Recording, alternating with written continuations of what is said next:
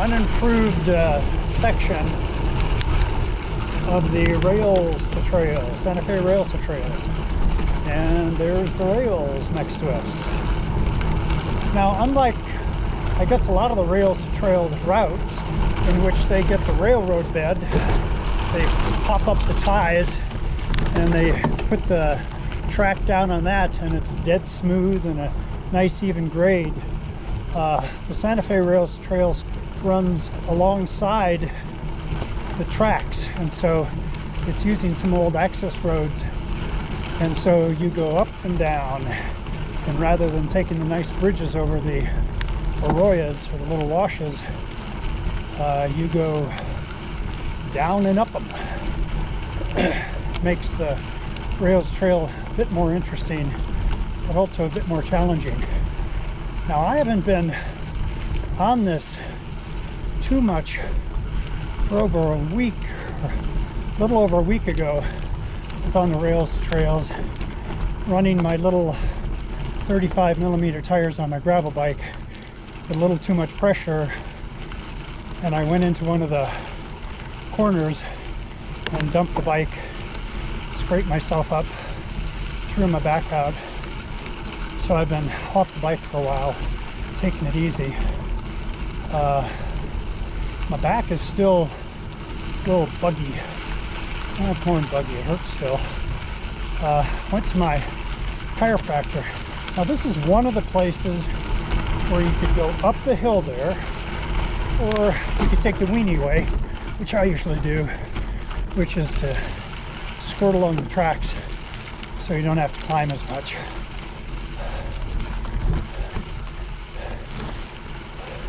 Oh, so being on the rails trails here. Okay.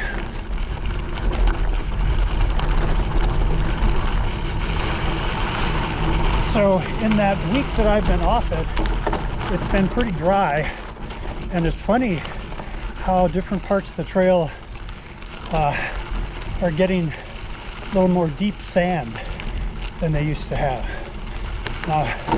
Sand is not one of my friends, mostly because I don't know how to ride on it very well.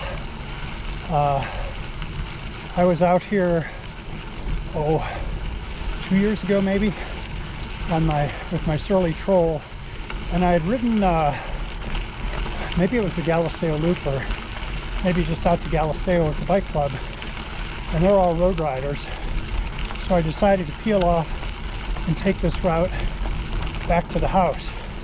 And at that point, I really had very little experience with riding off-road, other than riding with some of the SOB club members that do mountain biking at Galisteo.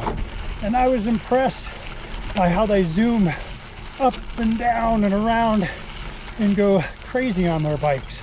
So when I got to this little arroyo right here, I started going down it fast. And I didn't know how to... Is this the arroyo? Yeah, this is the one. So I went down this thing. You see that sand down at the bottom? That still looks pretty deep for me. That's kind of intimidating. Yep, made my front wheel swirl a little there. Anyways, I was on my Surly Troll and my bike was loaded because I was training up for riding the Tour Divide. So it had all of my bike packing gear on it. And I hit that sand, and boy did I go down hard. Hit my head, whacked the bike, broke some bones in my left wrist.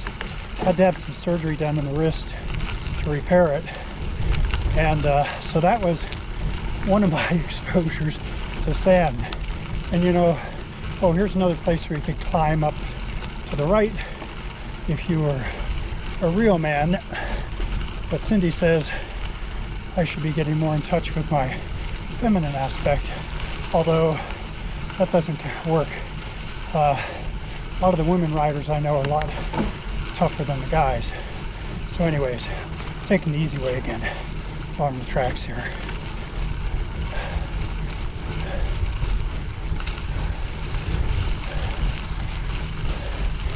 Trying to take it a little easy, but still getting winded here some today.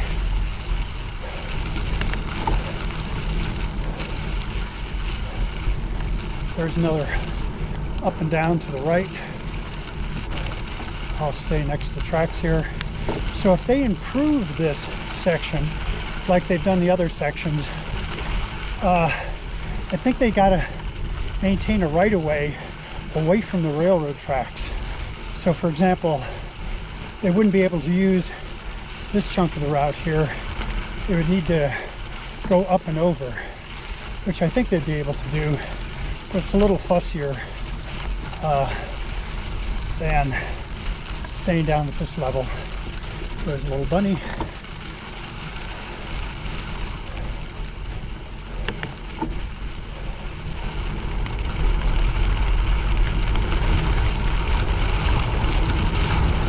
Yeah, even a little sand there. It's funny how as the season goes on, you get a little bit more sand on these things. Now this, so there's a number of little segments that you can imagine the Santa Fe Rail Trail having. So this is sort of the first or the improved section that runs from 285 up to Spur Ranch Road. I think it's just a little over 2 miles.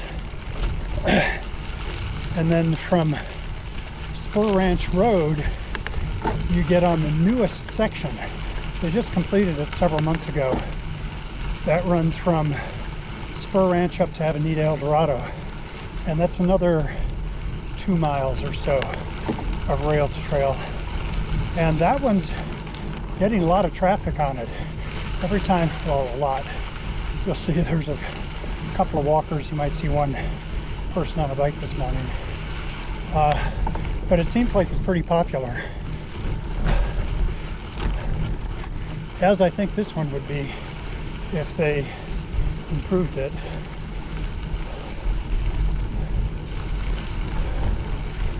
Actually, the rain we had yesterday did a nice job of settling the surface here.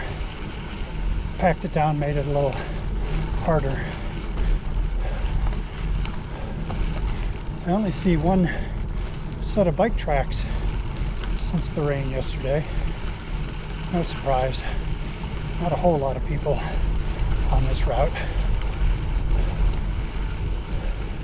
So this track here goes down to Lamy, I think.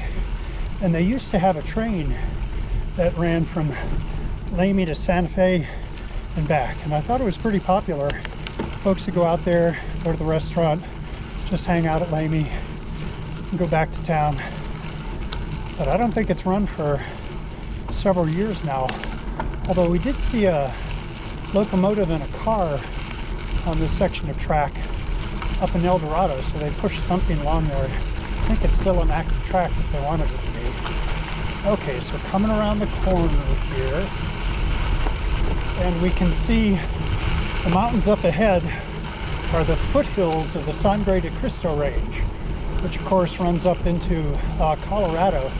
And this is the very southernmost extent of the Sangre de Cristos, where they sort of peter out into foothills over on the right